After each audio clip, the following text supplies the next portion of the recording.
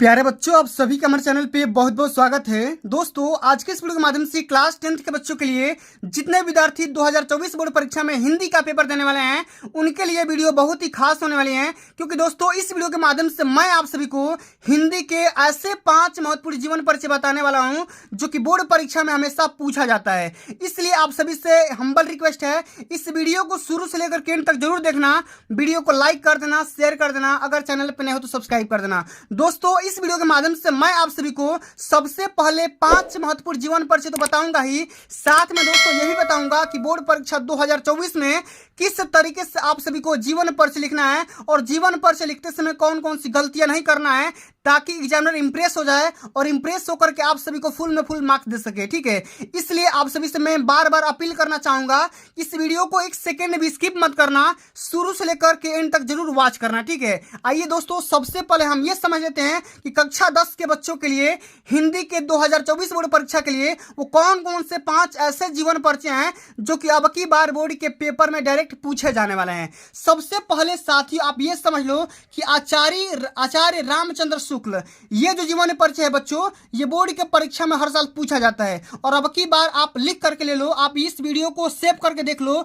ठीक है, अब की बार 2024 बोर्ड परीक्षा में इनका जीवन परिचय आप सभी के बोर्ड के पेपर में जरूर देखने को मिलेगा। ठीक है, इसलिए इनको क्या करना है, इनका जीवन परिचय आप सभी को शुरू से लेकर के अंत तक जरूर याद कर लेना है और इनकी जो फेमस इनकी कृतियां है वो भी आप सभी को याद कर लेना है। दोस्तों, इस वीडियो के माध्यम से मैं आप सभी को आचार्य रामचंद्र शुक्ल का इनका तो जीवन परिचय तैयार ही करवा दूंगा, बाकी आगे आने वाले वीडियोस के माध्यम से मैं आपको जितना भी जीवन परिचय यहाँ पे बता रहा हूँ सबका जीवन परिचय अपलोड कर दूंगा, आप आसानी से उसे देख लेना और तैयार कर लेना। सेकेंड नंबर पे दोस्तों आप सभी को यहाँ पे तैयार करना है जयशंकर प्रसाद का जीवन परिचय। इनका जो जीवन परिचय बच्चों हमेशा बोर्ड के पेपर में पूछा जाता है। ठीक है, इसलिए हम्बल रिक्वेस्ट है, इनका भी जीवन परिचय आपको तैयार करना है और यहाँ मिस नहीं करना है।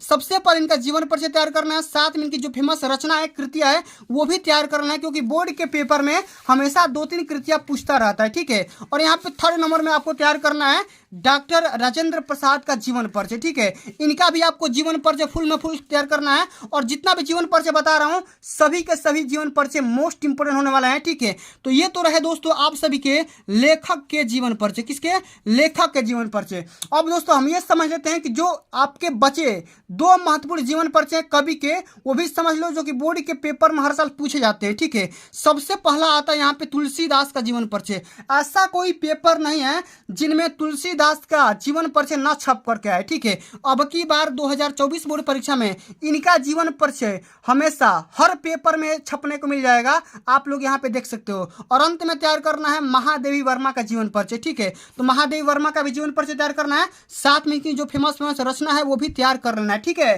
तो इतने सारे जीवन परिचय आप सभी को बोर्ड परीक्षा में तैयार करके जाना है। अब दोस्तों आइए हम ये समझ लेते हैं कि आचार्य रामचंद्र शुक्ल का जीवन परिचय कैसे लिखेंगे और मैं अंत में आप सभी को बताऊंगा कि जीवन परिचय लिखते समय कौन कौन सी गलतियां नहीं करना है। ठीक है, तो आइए सबसे पहले हम समझते हैं कि आचार्य रामचंद्र शुक्ल का जीवन परिचय कैसे लिखेंगे।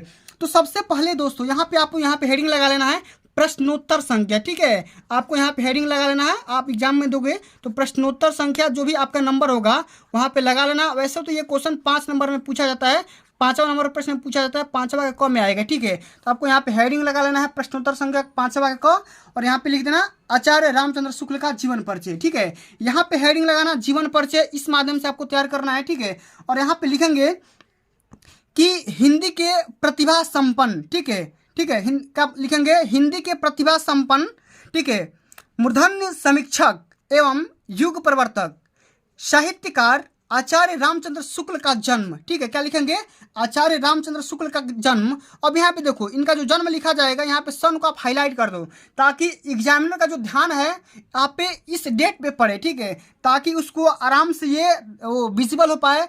ठीक है, कि इनका जो डेट ऑफ बर्थ है वो सही लिखा गया है कि नहीं लिखा गया है। ठीक है, तो इनका जो जन्म है सन 1884 ईस्वी में बस्ती जिले के अगोना नामक ग्राम में एक संप्रभात परिवार में हुआ था। ठीक है, इतना बात यहाँ पे लिख देना है। सबसे पहले क्या करना है, इनका जन्म स्थान लिखना है, कहाँ पे जन्म हुआ था उस यहाँ पे प्लेस का नाम लिख देना है। ठीक है, उनके बाद यहाँ पे लिखना है इनके पिता चंद्रबली शुक्ल, ठीक है, मिर्जापुर में कानगोई थे। ठीक है, कानगो के रूप में काम कर रहे थे। इनकी माता अत्यंत विदुषी और धार्मिक थी।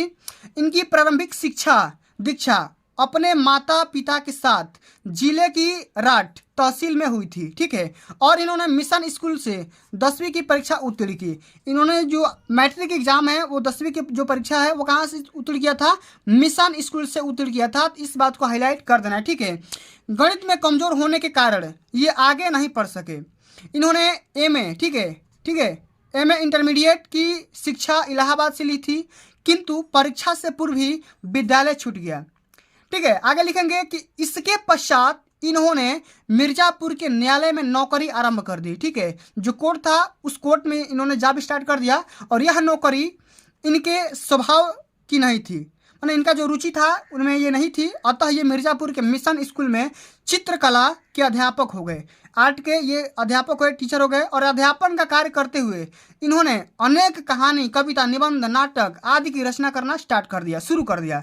इनकी विद्वता से प्रभावित होकर इन्हें हिंदी राष्ट्र, ठीक है, हिंदी शब्द सागर, ठीक है, बोल सकते हैं हिंदी शब्द सागर के नाटक आदि की रचना की। श्याम सुंदर दास जी के द्वारा काशी नगरी प्रचारणी सभा सम्मेलन में बुलावा आया, ठीक है। इन्होंने 19 वर्ष तक काशी नगरी प्रचारणी पत्रिका का संपादन भी किया। कुछ समय पश्चात इनकी नियुक्ति काशी विश्वविद्यालय, काशी हिंदू जो बीचू है, ठीक है, जो भी आपका बीएचयू है, उस विश्वविद्यालय में हिंदी विभाग के प्राध्यापक के रूप में हो गई। स्वाभिमानी और गंभीर प्रकृति का हिंदी का यह दिग्गज साहित्यकार सन 1941 ईस्वी में स्वर्गवासी हो गया, ठीक है। तो इस तरीके से आप सभी को बोर्ड के पेपर में पूरा जीवन परिचय लिखना है। अब यहाँ पे दोस्तों हम ये समझ लेते हैं कि जो इनकी फेमस रचना है कौन कौन सी रचना है, आप सभी को याद करना है। आप 2-3 रचना का भी नाम लिख दोगे तो काम हो जाएगा, ठीक है। यहाँ पे लिखेंगे शुक्ल जी एक प्रसिद्ध निबंधकार, निष्पक्ष आलोचक, श्रेष्ठ इतिहासकार और सफल संपादक थे। इनकी रचनाएं का जो वर्णन है निम्न प्रकार है, ठीक है। इन्होंने निबंध लिखा है चिंतामणि, जिसका 2 पार्ट है, ठीक है।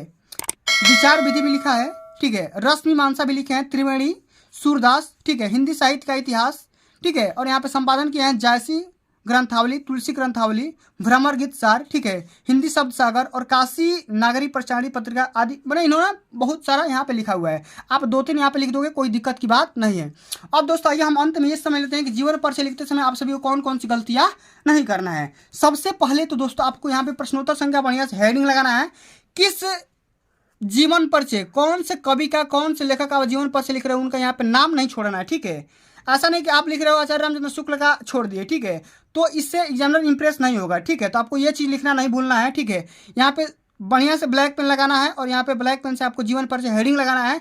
और यहाँ पे सन, जो भी आपका चीज़ है सन है, उसको हाईलाइट करना है। और यहाँ पे देखो, यहाँ पे जो भी इनकी 1-2 रचना है वो भी हाईलाइट कर दो। और अंत में इनका जो भी निधन का सन है उसको भी यहाँ पे हाईलाइट करना है, ठीक है। बाद में यहाँ पे रचना का नाम लिखना नहीं भूलना है, अगर भूलते हो तो यहाँ पे नंबर काट दिए जाएंगे, ठीक है। इसलिए इस बात को ध्यान में रखना है। तो दोस्तों आज के लिए बस इतना ही। अगर ये वीडियो आप सभी को अच्छी लगी होगी, हेल्पफुल लगी होगी तो वीडियो को लाइक कर देना, शेयर कर देना, अगर चैनल पर नहीं हो तो सब्सक्राइब कर देना। जल्द मिलते हैं नए वीडियो में, तब तक के लिए जय हिंद, जय भारत, वंदे मातरम।